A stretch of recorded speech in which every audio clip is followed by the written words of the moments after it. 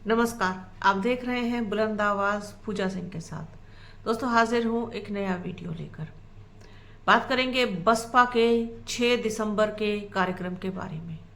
9 अक्टूबर को बसपा अपनी ताकत दिखा चुकी है, एहसास करा चुकी है। लोग मान रहे थे कि 2027 में योगी आदित्यनाथ और अखिलेश यादव के बीच सीधी टक्कर होगी और इसी को लेकर के पूरी जो है राजनीति का अनुमान लगाया जा रहा था 2027 को लेकर के।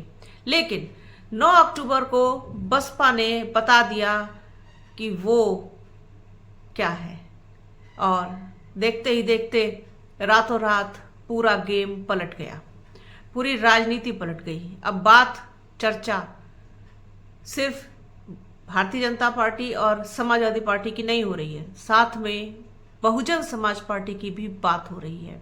बहुत दमदार तरीके से बसपा ने अपनी एंट्री मारी 9 अक्टूबर को। जो लोग समझ रहे थे, सोच रहे थे कि बसपा सुप्रीमो मायावती एक्टिव नहीं है, उनकी राजनीति खत्म हो गई है, उनकी राजनीति के आगे प्रश्न चिन्ह लगा दिया था बहुत सारे लोगों ने।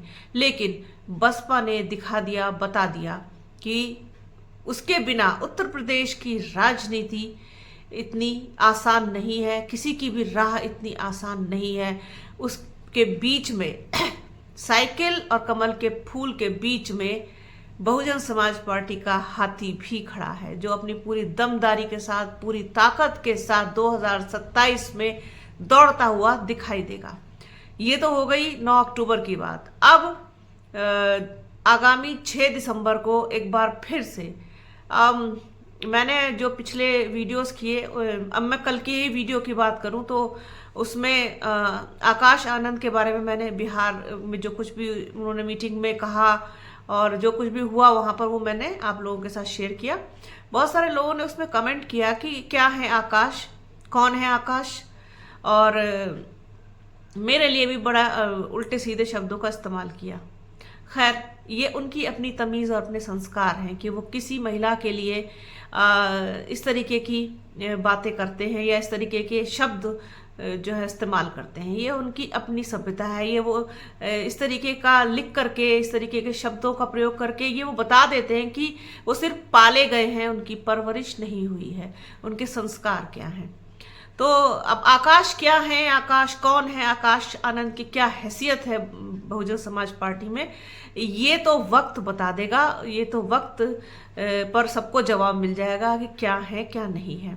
मेरा काम है बहुजन समाज पार्टी की जो कहना चाहिए कि मैं खबरें तो नहीं कहूंगी, क्योंकि खबरें कह देना अलग चीज हो जाती है। जो मसले होते हैं, जो उसकी प्लानिंग हो या फिर जो दिख रहा हो बहुजन समाज पार्टी से रिलेटेड, वो मैं आप लोगों के साथ शेयर करती हूँ, आप लोगों के बीच लेकर के आती हूँ, उस पर चर्चा करती हूँ, उस पर बात करती हूँ। और जो कुछ भी मुझे दिखाई देता है, जो मैं अनुभव करती हूँ बसपा के बारे में, रोज की रीडिंग के बाद अगर कहीं कुछ छपता है, कहीं कुछ आता है सामने निकल कर, क्योंकि आजकल सभी लोग लिख रहे हैं बसपा के बारे में, तो वो मैं आप लोगों के साथ शेयर करती हूँ पूरी जिम्मेदारी के साथ। अब कोई क्या कहता है, क्या लिखता है, इसकी मुझे परवाह नहीं। और उन लोगों को मैं बता दूं कि मेरा काम जो है करने का, उसे मैं पूरी ईमानदारी के साथ इसी तरीके से करती रहूंगी। अब एक सज्जन है, उन्होंने कमेंट किया था थोड़े दिन पहले, मैंने वीडियो किया था कि 6 दिसंबर को रैली, महारैली होगी, इस तरीके से कुछ मैंने लिखा था। तो वो कह रहे हैं कि साहब आप जो है इसको रैली ना कहें, और जो है रैली नहीं है ये। चलिए, रैली नहीं है, रैली तो 9 अक्टूबर की भी नहीं थी। मैंने बहुत सारे वीडियोस में कहा कि वो श्रद्धांजलि कार्यक्रम है, एक बड़ा कार्यक्रम है, बड़ा आयोजन है। मैंने कभी रैली निकाल, रैली तो खुद ही बसपा के समर्थक कह देते हैं, और फिर जब कहना शुरू करते हैं तब फिर वो रुकता नहीं है, वो बढ़ता ही चला जाता है। जिस तरीके से 9 अक्टूबर को लखनऊ चलो एक ऐसा स्लोगन बन गया कि उसने पूरा कहना चाहिए कि एक आंदोलन का रूप जैसा ले लिया। इतनी भीड़ लखनऊ में समाई नहीं, लखनऊ के अंदर इतनी भीड़।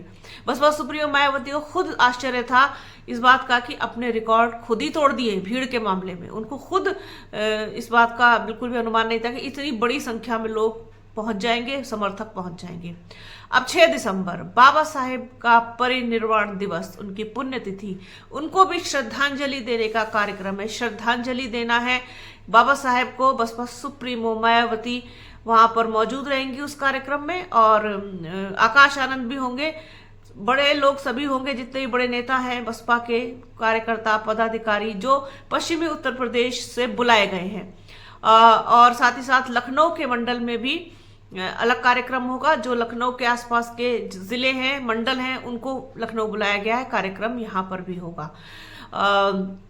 बसपा सुप्रीमो मायावती खुद 11 साल बाद दलित प्रेरणा स्थल नोएडा में जाएंगी। 2011 के बाद, एक लंबे समय के बाद वो वहां जा रही हैं। 14 साल तकरीबन हो गए वहां पर वो पहुंचेंगी और बाबा साहेब को श्रद्धांजलि देंगी।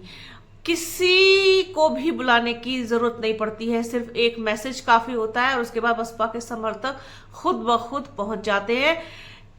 इस मामले में फिलहाल बसपा के आसपास कोई नहीं है, कोई भी नहीं है। कुछ लोगों को बहुत बुरी तरीके से मेरी बात बुरी लग जाती है, उनको मिर्च लग जाती है, क्योंकि मुझे याद नहीं रहता कि मैंने किस पर क्या बात बोली थी। एक्चुअली मैं आपको बहुत ईमानदारी के साथ बताऊं, क्योंकि मैं राजपथ भारत के लिए भी वीडियो करती हूँ, राजपथ उत्तर प्रदेश के लिए भी वीडियो करती हूँ, लॉन्ग वीडियोज भी करती हूँ, शॉर्ट वीडियोज भी करती हूँ। तो हो सकता है कि मैंने वहां पर कहा हो, क्योंकि लगभग टॉपिक्स वही रहते हैं, क्योंकि हम बसपा की ही बात करते हैं, बसपा पर ही चर्चा करते हैं और बसपा के ही वीडियोस करते हैं। तो हो सकता है मैंने राजपथ भारत पर पढ़ा हो। तो उन्होंने कहा कि साहब वो चंद्रशेखर आजाद का कार्यक्रम था मुजफ्फरनगर में 26 नवंबर को, और जितनी भीड़ होनी चाहिए थी उतनी भीड़ नहीं आई वास्तव में। ये तो सब लोगों को सच्चाई पता है। और बसपा से कंपैरिजन करना अभी बहुत एक कहना चाहिए कि मतलब कैसे बताऊं मैं आपको, बहुत उस तरीके की बात हो जाएगी जैसे बच्चों वाली बात हो जाएगी कि आप आज़ाद समाज पार्टी और बहुजन समाज पार्टी की कोई तुलना करें। अगर बसपा सुप्रीमो मायावती के आह्वान पर लाखों आदमी पहुंच सकता है और 6 दिसंबर को एक बार फिर से बसपा अपना दम, अपनी ताकत दिखाएगी, अपनी मजबूती का एहसास फिर से कराएगी। और जिस तरीके से वीडियोस आए हैं, पिक्चर्स आई हैं, सोशल मीडिया पर वायरल है, जो लोग वहाँ मौजूद थे, ठीक है, ठीक ठाक भीड़ थी, लेकिन इतनी भी नहीं थी कि उसकी तुलना बसपा से की जाए। बसपा के कंपैरिजन में वो भीड़ बहुत कम थी और कुछ ही जो है वो मंडल के लोग बुलाए गए थे। और साथ ही साथ जो आज़ाद समाज पार्टी के मुखिया हैं वो काफ़ी लेट पहुंचे और बहुत देर तक लोग उनका इंतजार करते रहे, लोग उनका इंतजार करते रहे और वो भीड़ का इंतजार करते रहे। ये सच्चाई है, कड़वी सच्चाई है, इसको स्वीकार करना चाहिए, बजाय इसके कि कुछ भी हमारे लिए आप उल्टा सीधा लिखें। बसपा सुप्रीमो मायावती अपने समय की बहुत जो है पाबंद है, समय पर पहुंचने के लिए वो जानी जाती है, समय के अनुकूल चलती हैं। वो अपने उनको 9 बजे यहाँ पहुंचना था तो वो 9 बजे यहाँ पहुंच गई थी और लोगों को संबोधित करना उन्होंने शुरू कर दिया था। 12 साढ़े 12 बजे तक तो लोग लौटना शुरू हो गए थे, खत्म हो गया था सब कुछ।